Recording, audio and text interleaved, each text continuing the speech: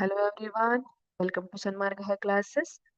ಕೆಲವು ನೈಸರ್ಗಿಕ ವಿದ್ಯಮಾನಗಳು ಪಾಠದ 6ನೇ ಪ್ರಶ್ನೆ. ಭೂಕಂಪನ ವಲಯಗಳಲ್ಲಿ ಕಟ್ಟಡಗಳನ್ನು ನಿರ್ಮಿಸಲು ಬಳಸುವ ವಸ್ತುಗಳು. ಸಾಮಾನ್ಯವಾಗಿ ಭೂಕಂಪನ ಆಗುವಂತಹ ವಲಯಗಳಲ್ಲಿ ಯಾವ ವಸ್ತುಗಳಿಂದ ಕಟ್ಟಡವನ್ನ ನಿರ್ಮಿಸಬಹುದು? ಆಪ್ಷನ್ಸ್ ಅನ್ನ ನೋಡೋಣ. ಆಪ್ಷನ್ ಎ ಇಟ್ಟಿಗೆ ಮತ್ತು ಕಲ್ಲು.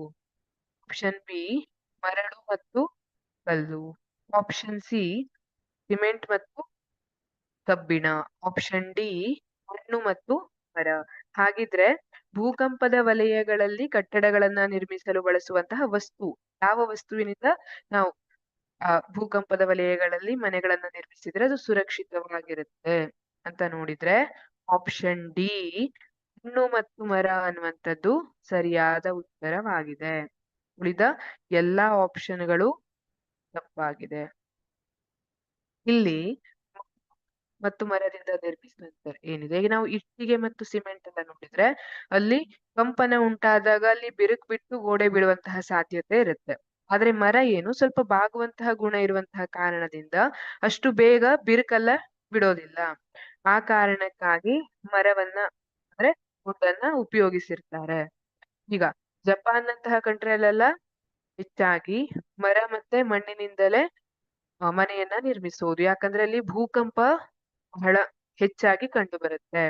ಈಗ ಹಳೆ ಕಾಲದ ಒಂದು ಮೆಥಡ್ ಇತ್ತು, ಹೆಜ್ಜೆ ದೇವಾರಿ ಅಂತ. ಅದರಲ್ಲಿ ಮರದ ಚೌಕಟ್ನಲ್ಲಿ ಮಣ್ಣು ಮತ್ತೆ ಕಲ್ಲನ್ನ ಹಾಕಿ ಮನೆಗಳನ್ನ ಕಟ್ತಿದ್ರಂತೆ.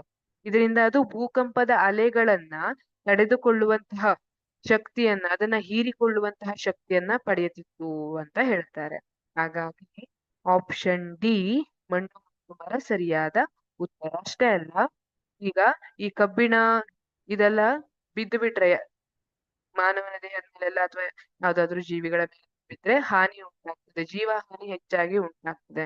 ಆದ್ರೆ ಮರ ಏನಿದೆ, ವುಡ್ ಏನಿದೆ, ಅದು ಇದ್ರಷ್ಟೆಲ್ಲ ಭಾರವಾಗಿರುವುದಿಲ್ಲ, ಹಗುರವಾಗಿರ್ತದೆ. ಹಾಗಾಗಿ ಪ್ರಾಣಹಾನಿ ಆಗುವಂತಹ ಸಂಭವ ಕೂಡ ಕಡಿಮೆ ಇರ್ತದೆ. ಹಾಗಾಗಿ ಭೂಕಂಪನ ವಲಯಗಳಲ್ಲಿ ಕಟ್ಟಡಗಳನ್ನ ನಿರ್ಮಿಸಲಿಕ್ಕೆ ಮಣ್ಣು ಮತ್ತು ಮರವನ್ನ ಉಪಯೋಗಿಸುವಂಥದ್ದು. ಆಪ್ಷನ್ ಡಿ ಸರಿಯಾದ ಉತ್ತರ. Thank you.